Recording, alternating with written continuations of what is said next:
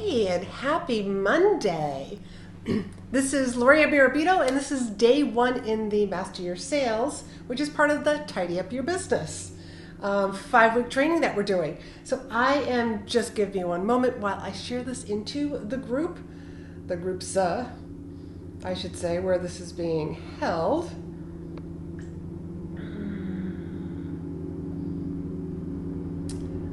This is being hosted in Entrepreneurs Making an Impact. Let's see. She built this. I feel like there's like other places that I should be putting this. But I think it's just she built this. It's on my business page and it's also in my private Facebook group.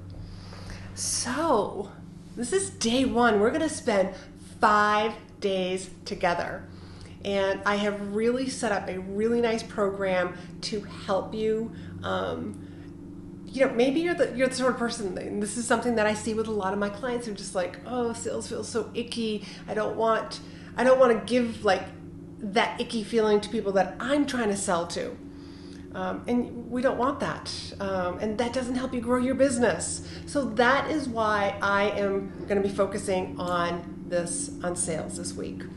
In the previous weeks, you've had, we had social media, we had organization, we had your brand, and next week is all about money and finances. Let me just make sure that we can hear. Good. I'll just mute that now. Okay, so, and as we're going along, I will stop for a moment, and if you have any questions, please feel free to type them in, and hopefully you got the workbook. If you didn't get the workbook, just kind of like type in the comments, just say workbook, and I will make sure that you get a copy of the workbook, but I will also type in the link where if you didn't sign up, but I will do that later, unless one of my other fellow folks in the Tidy Up Your Business, feel free to type that link in for me. So let's get started. I'm Laurie-Ann. For those of you who don't know me, I am a business coach and speaking strategist. What that means is I help you grow your business, whether you are just starting out, you're in the middle, or you are just looking to scale and add a couple of extra zeros at the end. Whether you want 6 figures, you want 7 figures, I help my clients take their business to the next level from beginning to end. I also believe, from my professional speaking days, that public speaking, the many forms of public speaking is one of the best forms of marketing. And what do I mean by many forms of speaking? Well, there's podcasts, there's on stages, there's virtual events, there's creating your own videos, there's doing what we're doing right here, right now, live streams. So many different options, and that's just to mention a few. There's also sales presentations, and also, let's not forget, that elevator pitch. Okay, so I want to start by sort of let's do some self-evaluation, some self-reflection, because a lot of times what's going on is that people feel like sales feels icky. I don't like it. And really it's just like you had a bad experience with it. Because when you really think about it, life is sales. If you've got a small child, has your small child ever said, but mommy, I really, really, really want that cookie, and I know, and you're like, no, dinner's like in an hour. And it's like, how persuasive can a small child be? They have tactics. I don't have children myself, but I have nephews and nieces, and I have seen all the tactics.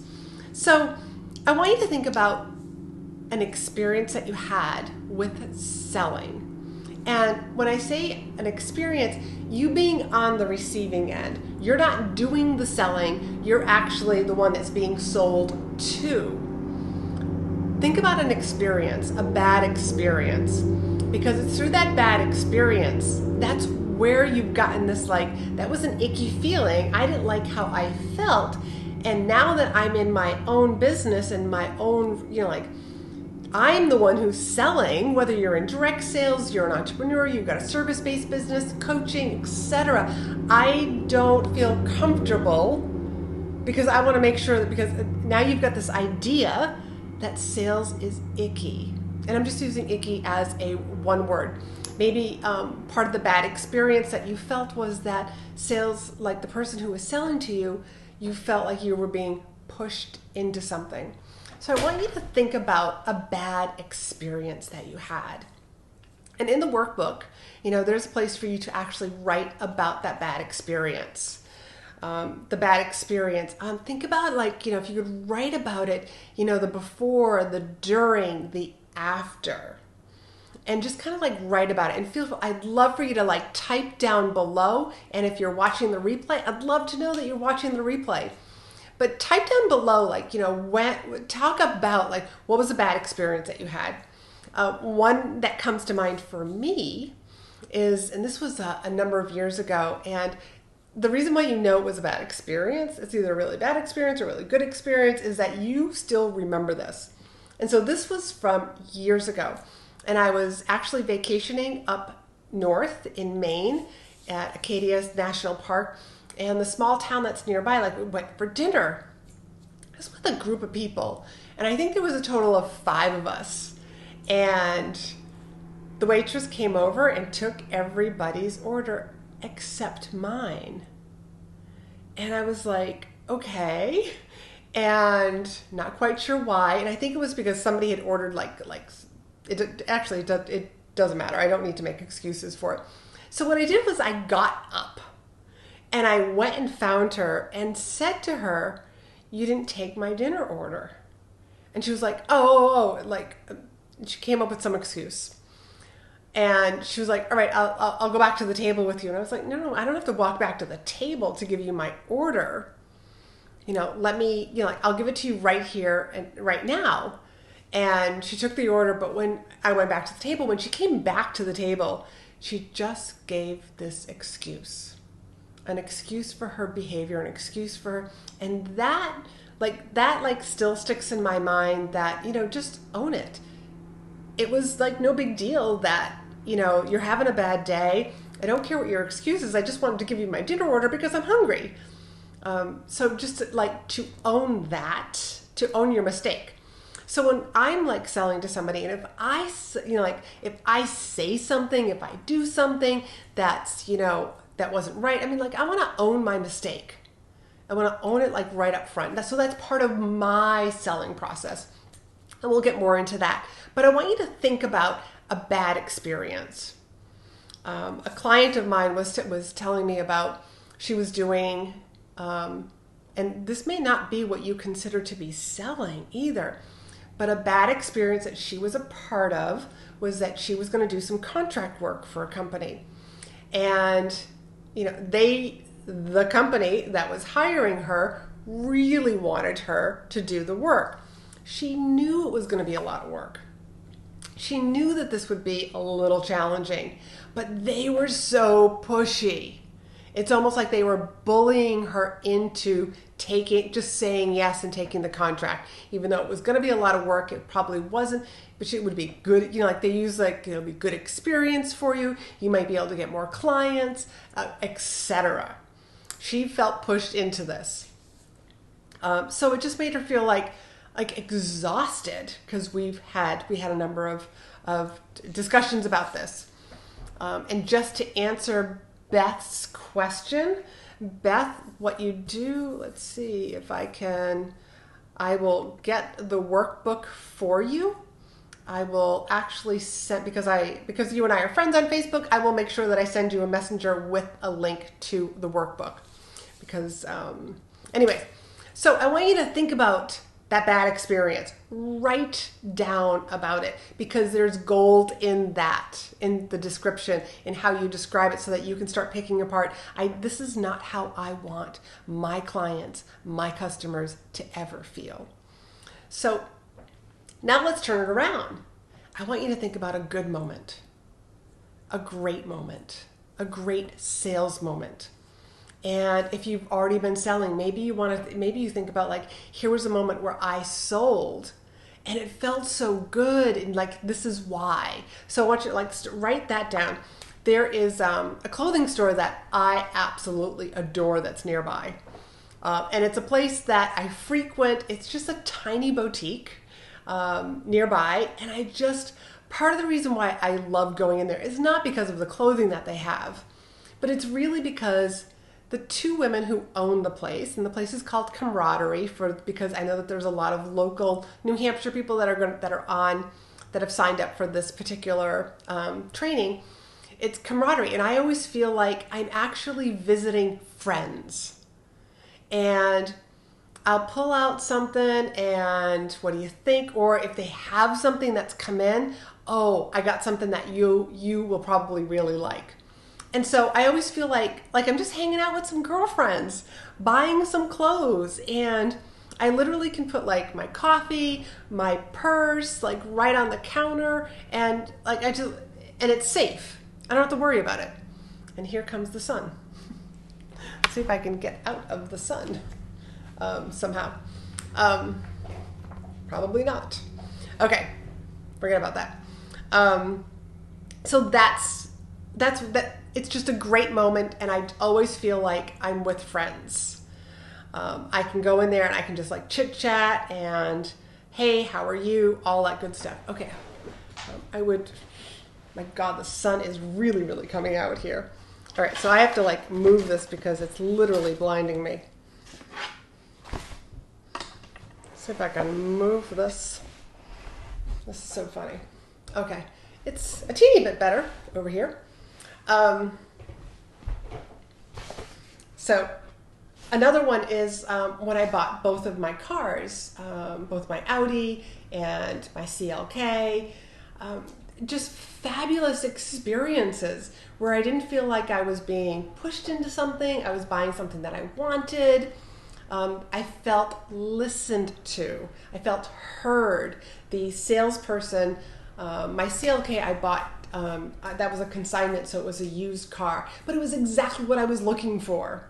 And if you've ever heard me talk about how I manifested this convertible, then you know it's a funny story, and I probably should just do a Facebook Live just on this story.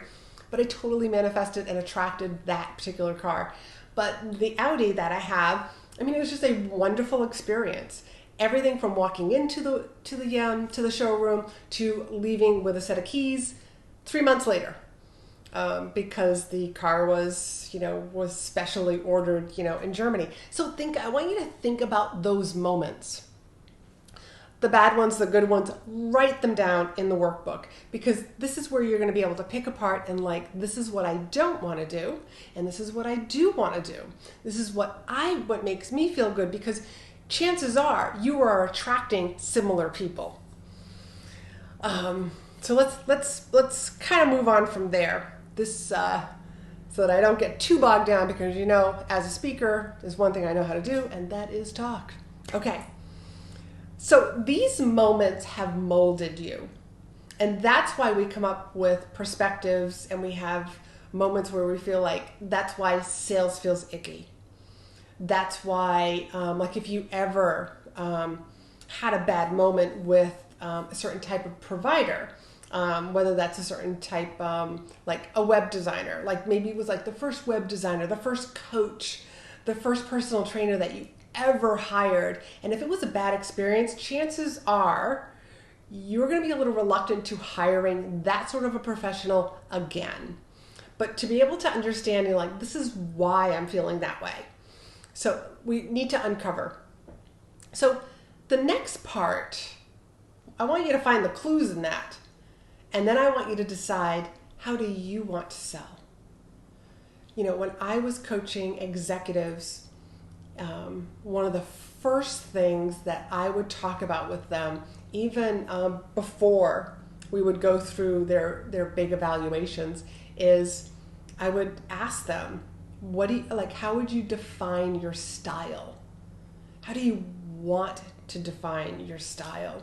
Because here's one thing that I know. If you don't decide on what your style is, somebody else will. And I would much rather that you decide on how you want to sell to people, determine your style now, especially if you've never thought about this. So how do you want to sell? For me, it starts way, way before the phone call. As a matter of fact, it starts with people getting to know me, like me, trust me. So I get a lot of my clients learn about me and follow me like on the outskirts, as they're like watching what I post on Facebook, the videos that I do, they're watching me. So this is all part of my sales process, is making sure that my ideal clients, that they trust me. That way, by the time somebody gets on a phone call with me and that we are trying to decide, are we a good fit to see if we want to continue to work together? Most of that is already taken care of because they already know me, they already like me. We've probably already had some interactions on Facebook, and that's what helps to all of that stuff ahead of time kind of like starts to seal the deal, if you know what I mean. Because you get on the phone call, and this is just like, I've had people actually email me and say, I want to hire you. And I'm just, I'm flattered, but hey, can we get on a call first? Especially if I don't know who they are. But maybe I had a conversation with them months ago, and then all of a sudden it's like, hey, I want to hire you. That happens to me a lot. And that's all because of the way that I actually approach Facebook. So if you've ever reached out to me, I would say within the past year, because this is something that I recently started doing about a year ago. If you friend me on Facebook, you probably got a nice message from me. And it is a personalized message that I send to each person.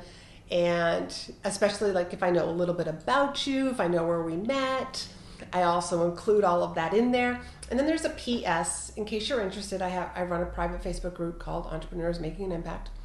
And I have the link. So now when they join my private Facebook group, which is Entrepreneurs Making an Impact, some of you are watching that from here. From there, if you join the group, I then send you another message. And it's a thank you for joining my group. Here's what you can expect if we haven't met before, and then again, that's a personalized message as well. And if you leave me your email address, then I send you here's a link to this gift. So that's all part of I want to make people feel warm and fuzzy. I want them to feel like they're talking to a friend. That way, when we do get onto a sales call, it accelerates the whole process. We are already friends. And that's what you want when you're hiring a coach. You want somebody that you can share and confide in. Just looking at my notes. So I want you to decide what your style is going to be. So in the workbook, please make sure that you fill that out. Decide on how you're going to approach sales. What are your beliefs around sales? Some people think it's just a lot of work. When I first started out, I didn't know anything about sales. And the way that I learned about sales was the way that I was sold to. And I always thought that was the way that I had to sell. And no, that is not the case. If you learn anything from this training today, I want you to realize that you get to decide. You're putting yourself in the driver's seat, and you get to decide how you want to sell. And selling is just influence. And selling is just solving someone's problem. If you know that you can solve someone's problem and you've got the best product, the best service, you are a speaker, and you've got an amazing speech that can help a particular audience, then you need to believe in yourself. I want you to believe in yourself before you have evidence. There's a Facebook post that I wrote, it's like, believe in yourself before you see evidence of other people. Or something that I tell my clients, my private clients, is borrow my courage until you have your own. So I want you to truly just believe in yourself. Believe in that, my product, my service helps people. Because if you don't believe in you, then nobody else will either. Because it's an energy that you have. Selling is about emotion, and it's contagious. And if you're not excited about what you sell, then don't expect anybody else to be excited about signing on, about buying your product, about signing you up, hiring you as their coach, as a speaker. I'm saying speaker because I see Sarah on here and Beth. I know both of you are speakers. So the big question is, are you sold on yourself? Are you sold on your products? Are you sold on your services? And if not, how can you turn up the volume on that belief? Maybe it's about journaling about how you want to sell, how you want to influence people, how you want to believe in yourself. If you can, maybe like as a journal prompt, if you think about, I want you to visualize and think about that person that's inside of you who is great at selling, who's fabulous at, building those relationships, they're building the know, like, and trust with their audience, with their potential clients. That person's inside of you, that person, write about that person. Step into her. And if you're a guy watching this, step into him also. And just because you want to feel like you believe in yourself. And I so want you to believe in yourself. My clients that I work with, I believe so much in them. And I'm constantly I'm so proud of my clients. They are doing amazing, amazing things. And so sometimes they're just oh, well, thanks. Sometimes self-promotion is really difficult. And I think sometimes that's a tough thing for us women, promoting. But trust me, it's just a new muscle. It's a new muscle that you haven't used. And I'm trying to stay out of the sun here if you're wondering what I'm doing. It's just a new muscle. And you don't know how to pitch.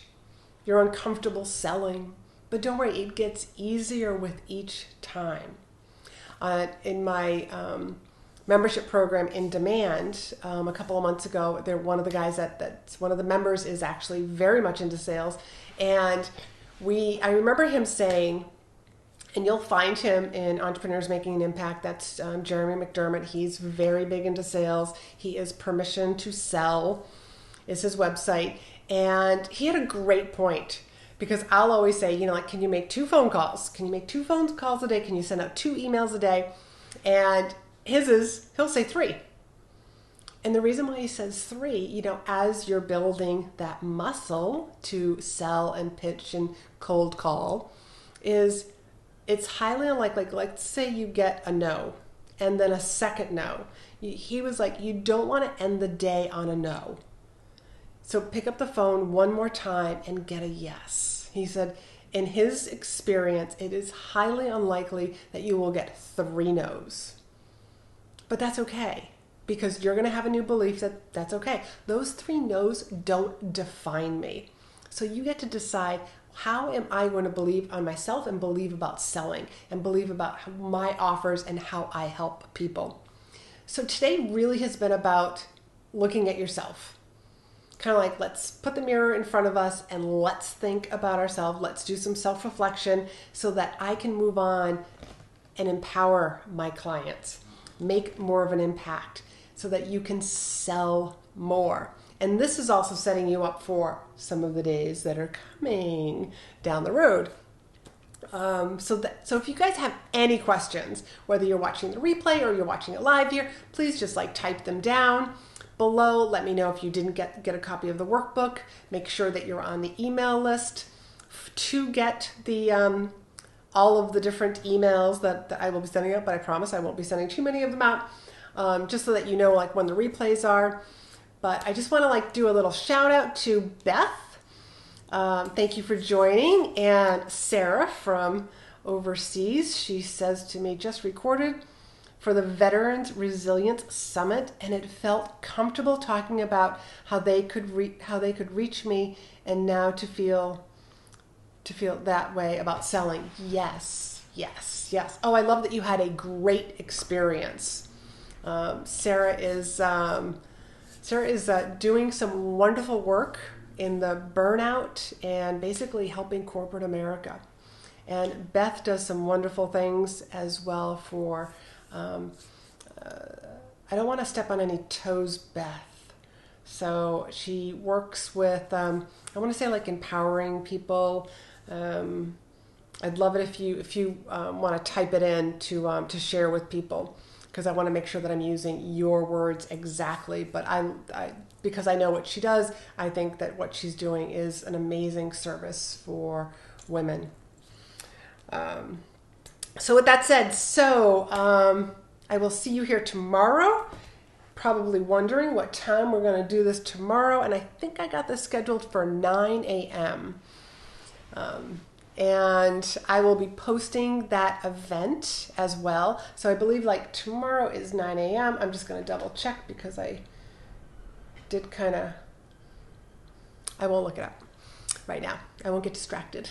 I think it's like 4 a.m. So I try to keep the times similar. There's going to be several times at 5 o'clock. Wednesday's definitely 5 o'clock. Thursday morning, and then again on Friday, probably 5 o'clock. But Friday's going to be the live Q&A, and I'm going to make also have a special offer for you guys, but you totally want to be here on Friday. But each day is going to build on each other. And okay, thank you, Beth, for writing, typing in. Beth her expertise is conquering confidence after domestic violence. Thank you so much. I appreciate you typing that in. I didn't want to missay it. So everybody have a great day. If you're watching the replay, got any questions, type them down below. I will be popping in, and I will make sure that I answer all of your questions. And I will see you tomorrow at 9 a.m. And we will move on to the day 2 training, which you can see in the workbook. Everybody have a great night.